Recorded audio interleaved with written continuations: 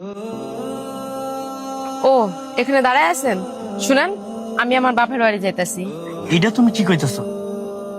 হঠাৎ করে বাপের বাড়ি যাইতেছো মানে? তো এখানে কি আমি না খায়া মরমু?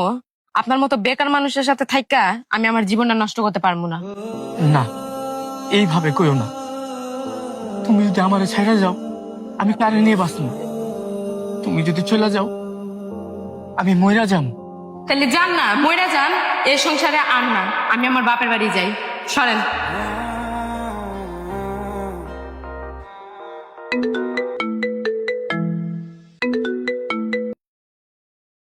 ভাবি, হ্যাঁ ভাই, বলো।